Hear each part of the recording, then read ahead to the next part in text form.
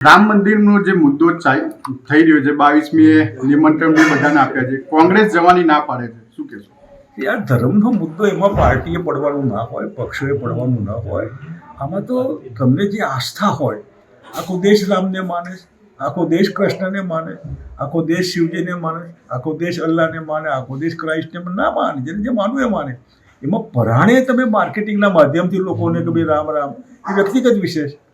જેમ રામની યાત્રા બીજેપીએ અડવાણીજીએ સોમનાથથી કાઢે કે બીજેપીનો પ્રમુખ હું હતો, હું સરસ મજાનું ટેક ઓફ આપેલું એ વખતે યાત્રામાં. પણ એ યાત્રા હતી પોલિટિકલ હતી, એમાં રામની ભક્તિ માટે નહોતી, પાર્ટીની ભક્તિ માટેની હતી.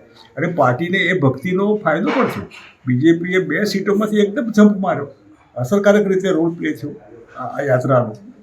એ યાત્રાનો પોલિટિકલ માઇલેજ લેવા પડે. તમે યાત્રા તો જાહેર કરો કે પોલિટિકલ માઇલેજ માટે યાત્રા છે, આવું એ આવે ને આવું ના આવે. એ વખતે અડવાણીજી આમાં સોમનાથથી અયોધ્યા જે રામના માટે જન્મભૂમિમાં અયોધ્યામાં એમનું મંદિર થવું જોઈએ યાત્રા શરૂ કરેલી, એ ગુજરાતમાંથી શરૂ કરેલી અને સોમનાથમાં.